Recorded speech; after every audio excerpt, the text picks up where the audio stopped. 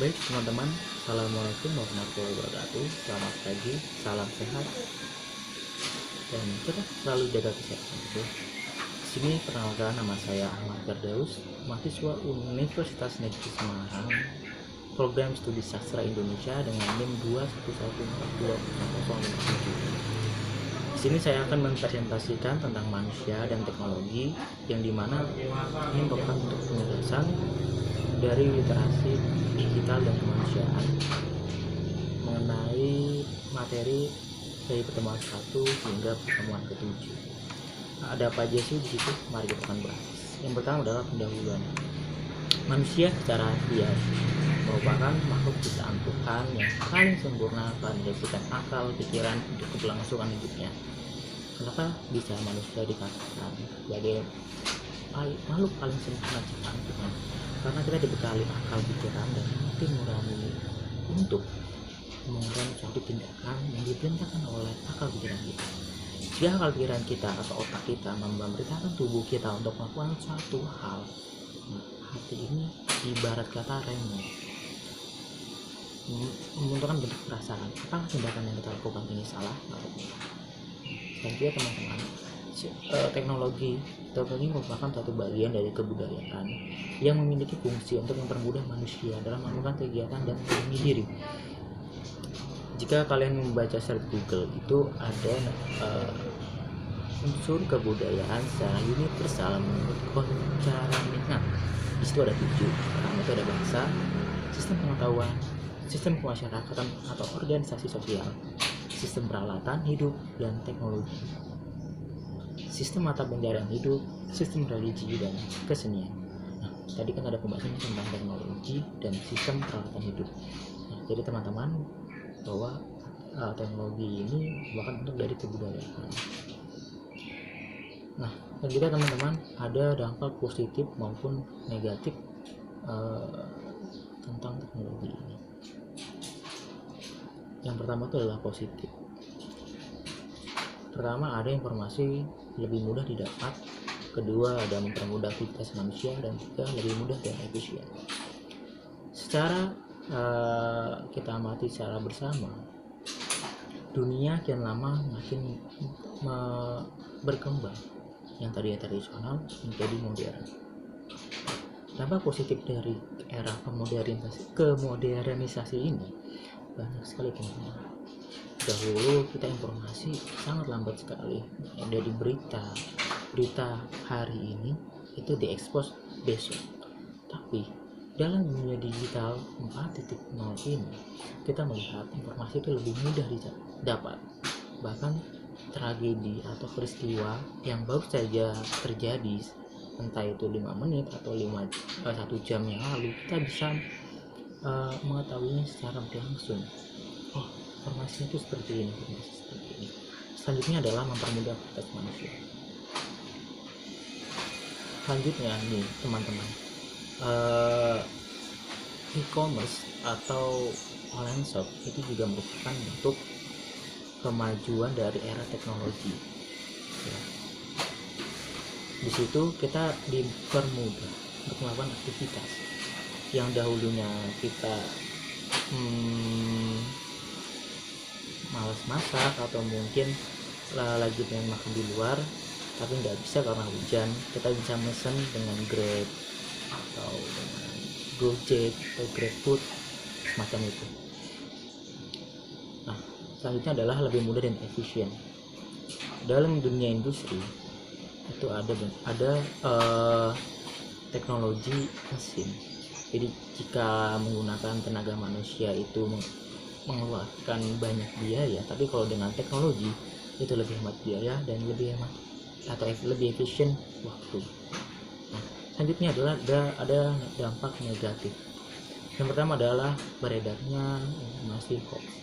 Teman-teman, di era digital ini memang benar informasi mudah didapat, tapi untuk mengfilternya itu agak sulit karena setiap orang itu bisa mengekspor atau mengupload atau memberikan informasi secara skala besar.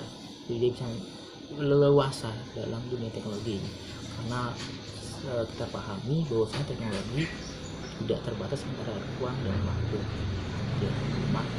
Kedua adalah membuat orang menjadi malas karena mempermudah manusia akan membuat orang jadi malas. Ibarat katanya kalau misalnya sudah diberikan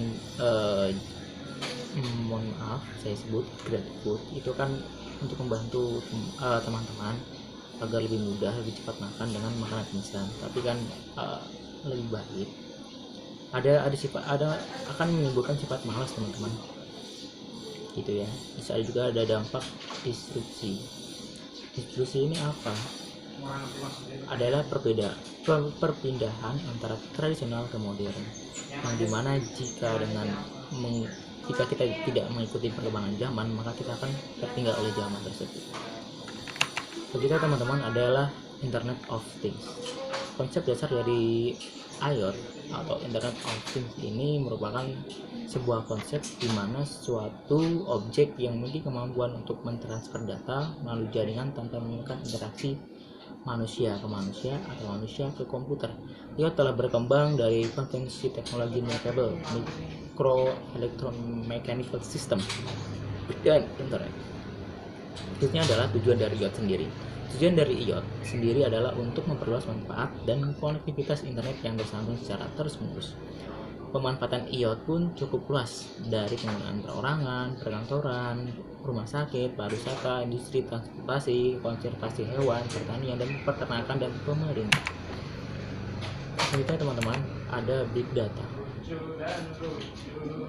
Konsep besar dari Big Data ini adalah istilah yang menggambarkan volume suatu data yang besar, baik data yang terstruktur maupun yang tidak terstruktur. Big Data telah digunakan dalam banyak bisnis. Tidak hanya besar data yang menjadi poin utama, tetap apa yang harus dilakukan organisasi dengan data tersebut. Big Data dapat dianalisis untuk kawasan yang mengarah pada pengambilan keputusan dan strategi bisnis yang lebih baik. Baik teman-teman, dari Big Data ini kita menyimpulkan data itu apa sih? Adalah kumpulan tulisan yang mungkin ya bisa dikatakan. Jadi ibarat katanya kalau misalnya kita ini di dunia bisnis, ada orang yang suka olahraga, ada orang yang suka memancing, ada orang yang suka memasak. Nah, ini tuh diolah teman-teman. Jadi datanya itu diolah secara sistem komputerisasi, ditambah bantuan manusia, itu sudah tersistem. Sedangkan kalau misalnya menggunakan kertas itu lama banget ya, lama sekali. Jadi penggunaan Big Data ini cukup membantu atau efisien dari sebuah perusahaan bisnis yang ingin mengambil suatu keputusan, ingin memunculkan produk apa untuk masyarakat yang ada di daerah tertentu. Contohnya misalnya di daerah itu orang suka berolahraga, suka beraktivitas, maka secara logikanya perusahaan itu akan membuat atau mempromosikan entah itu produknya berupa olahragaan, baik itu sepatu olahraga, baju olahraga, dan semacamnya dan lain sebagainya. Selanjutnya adalah dari keunggulan dari Big Data ini. Pertama itu volume. Teman-teman, kalau misalnya kita menggunakan kertas itu banyak banget kalau misalnya kita mengumpulkan data dari jutaan orang. Tapi kalau menggunakan Big Data atau konversasi ini, kita bisa layakkan sebagai hard disk ya teman-teman. Hard disk itu mau berapa TB pun itu masuk, tapi resiko dari hard disk sendiri adalah jika terjadi kerusakan, data itu akan hilang. Makanya kalau memiliki hard disk, kita harus sering membackup kalau itu merupakan perusahaan besar ya teman-teman. Selanjutnya adalah kecepatan. Jika menggunakan kertas, kita mengumpulkan data secara kertas itu membutuhkan waktu yang sangat lama sekali teman-teman. Namun kalau misalnya menggunakan Big Data ini, itu lebih mudah dan lebih efisien. Terus variasi dari keunggulan Big Data ini, kita bisa mengolah mana bentuk foto, mana bentuk video, dan mana bentuk tulisan. Jadi bisa diolah kembali. Nah, sistemnya kalau misalnya kalian di komputer, itu kalian bisa kan memilah-milih mana file yang untuk tugas sekolah, terus juga ada ya untuk foto, terus juga ada kumpulan video, ada kumpulan film dan lain sebagainya. Jadi itu kumpulannya teman-teman. Maksudnya ada variabilitas dan kompleksitas. Maksudnya teman-teman ada artificial intelligence. Menurut John Michaelis 1956, AI adalah untuk mengetahui dan memudahkan proses berpikir manusia dan mesin agar dapat menirukan perilaku manusia. Sejarah AI sendiri ini ada dari Nathaniel Rochester 1959 membuat program AI dengan nama Geometry Theorem Proper. James Slade 1963 program yang mampu menyelesaikan masalah integral. Jadi teman-teman, dari bentuk implementasi dari AI ini tadi sudah disebutkan adalah memproses pikiran manusia dan mesin agar dapat menirukan perilaku manusia tadi. Kita umpamakan ini berupa game playing game, permainan game merupakan bidang AI yang sangat populer, berupa permainan antara manusia melawan mesin yang memiliki intelektual untuk berpikir. Komputer dapat berinteraksi dan menjawab tindakan-tindakan yang diberikan oleh lawan lainnya. Jadi teman-teman, jika kalian main game online ya, baik itu banyak sekali sih, ada Mobile Legends, ada Dota 2, ada lain sebagainya. Jika kalian mengklik ya di mouse atau di keyboard kalian atau di HP kalian pencet, nah itu merupakan bentuk akal pikiran kita untuk menggerakkan mesin itu, entah itu untuk menyerang, jalan, maju, mundur. Nah itu merupakan bentuk implementasi berupa game playing yang dimana pikiran manusia dapat mendesain mesin agar dapat menirukan perilakunya. Teman-teman, selanjutnya ada e-commerce. E-commerce menurut Johnny Wong 2010 adalah pembelian, penjualan, dan pemasaran barang serta jasa melalui sistem elektronik. Nah, terus metode pembayaran dari e-commerce ini tuh banyak sekali ya teman-teman. Bisa pembayaran secara elektronik, pembayaran melalui transfer, cash, dan berikut udah cash on delivery. Selanjutnya teman-teman, jika kalian paham, e-commerce ini itu sudah ada di sekitar kita teman-teman.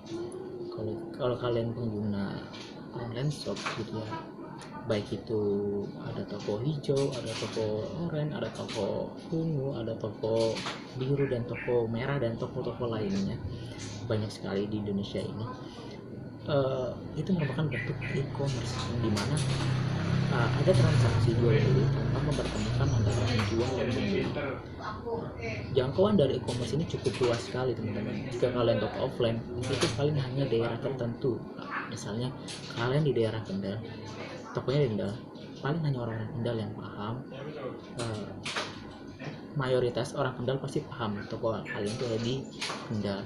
Di luar zonasi Kendal mungkin minim sekali orang yang paham atau tahu tentang toko kalian. Tapi dengan adanya e-commerce ini, di daerah Nusantara atau satu Indonesia pun paham. Contoh misalnya di toko Jakarta ada toko elektronik yang bernama misalnya komputerisa dari Nusantara gitu.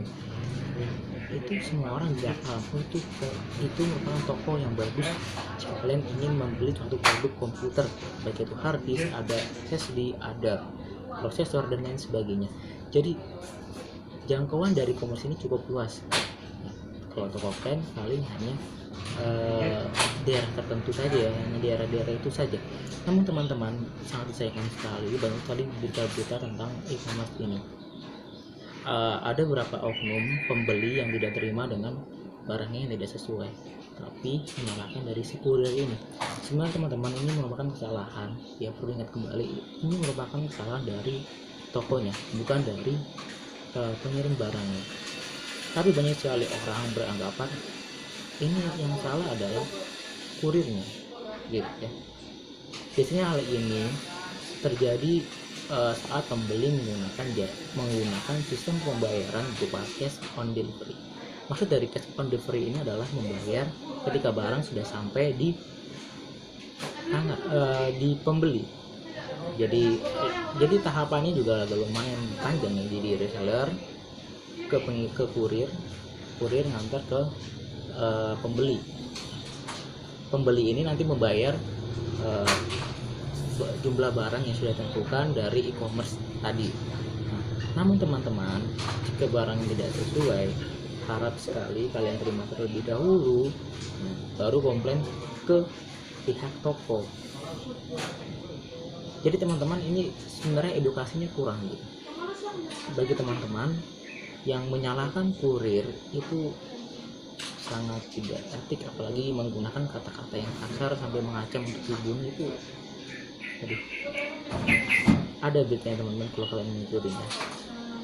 Nah, oke, teman-teman, di sini jadi saran saya, kalau kalian tidak terima dengan barang yang Anda beli itu salah, lebih baik beli offline ya.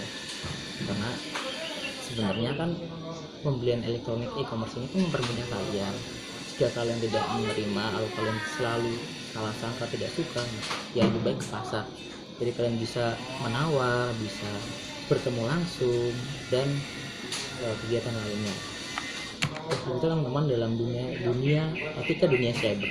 Teman-teman, ternyata tidak hanya di dunia nyata saja kita memiliki sikap atau attitude yang baik, ya, baik dalam tutur kata, sopan santun, dan lain sebagainya. Namun teman-teman sangat disayangkan sekali, mohon maaf, ternyata di dunia maya atau dalam bersosmed ini kita juga harus memiliki etika yang baik dalam bertutur kata maupun dalam menyampaikan sebuah informasi yang akan kita sebarkan. Dalam bersosmed pula hendaknya kita selalu berpikir kritis dalam menyikapi suatu berita yang bisa menimbulkan fitnah atau salah pahaman kepada pihak yang tersudutkan. Teman-teman, banyak sekali karena bahasa ketikan dengan bahasa ucapan itu sangat beda sekali. Jika kita mengetik namun dalam hati kita membaca kok ini kayak nada marah, nah itu sebenarnya kurang puisi, itu salah pahaman. Oke. Ya. Terus juga menggunakan kata-kata yang baik dalam sosmed. Terkadang ada orang dia tuh berani mengutarakan pendapat di sosmed, tapi sebenarnya dia tuh orangnya pendiam. Jadi dia mengimplementasikan bakat terpendamnya dia tuh itu sebenarnya bagus, tapi alangkah baiknya kalian juga menggunakan antara dunia dan dunia ya teman-teman. Dan selanjutnya adalah aturan hukum tentang informasi dan transaksi elektronik. Dalam aturan NKRI sudah tercantumkan pada Republik Indonesia nomor 11 tahun 2008 tentang informasi dan transaksi elektronik. Oke, teman-teman, kalian bisa cek sendiri di UU tentang Republik Indonesia nomor 11 tahun 2008. Di situ banyak sekali aturan-aturan tentang UU ITE. Jadi teman-teman, di sini saya akan membahas tentang aturan hukum teknologi salah satu ya, yang akhir-akhir ini cukup viral atau kita sebut sempat booming ya beberapa hari, tentang gegernya data BPJS yang diperjualbelikan. Itu baru rumornya, tapi banyak berita-berita bahwa itu merupakan dari BPJS. Ini bukan hoax, tapi saya sudah melihat beritanya dari teman-teman. Nah, dalam hal data pribadi yang disalahgunakan dari oknum yang bertanggung ini, yang tidak bertanggung jawab ini, bisa dikenakan sanksi demikian. Jadi jangan main ya tentang data pribadi ini. Nah, diatur dalam pasal 32 CO 48 UITE yang intinya sebagai berikut: setiap orang dengan sengaja dan tanpa hak atau melawan hukum dengan cara apapun mengubah, menambah atau mengurangi, melakukan transmisi, merusak, menghilangkan atau memindahkan, menyembunyikan suatu informasi elektronik dan atau dokumen elektronik milik orang lain atau milik publik diancam dengan pidana penjara paling lama 8 tahun dan atau denda paling sebanyak 2 miliar rupiah. Kita diatur pada pasal 26 ayat 1 Undang-Undang Informasi Teknologi, itu yang berbunyi pada pasal 1 pada ayat 1 pasal 26 ayat 1 kecuali ditentukan lain oleh peraturan perundang-undangan. Penggunaan setiap informasi melalui media elektronik yang menyangkut data pribadi seseorang harus dilakukan atas persetujuan orang lain yang bersangkutan. Nah, pada pasal 2 ini, setiap orang yang melanggar haknya sebagai dimaksud pada ayat 1 dapat mengajukan gugatan atas kerugian yang ditimbulkan berdasarkan undang-undang ini. Itu saya. Terima kasih dan selamat pagi. Salam sehat dan salam sejahtera. Salam yang semoga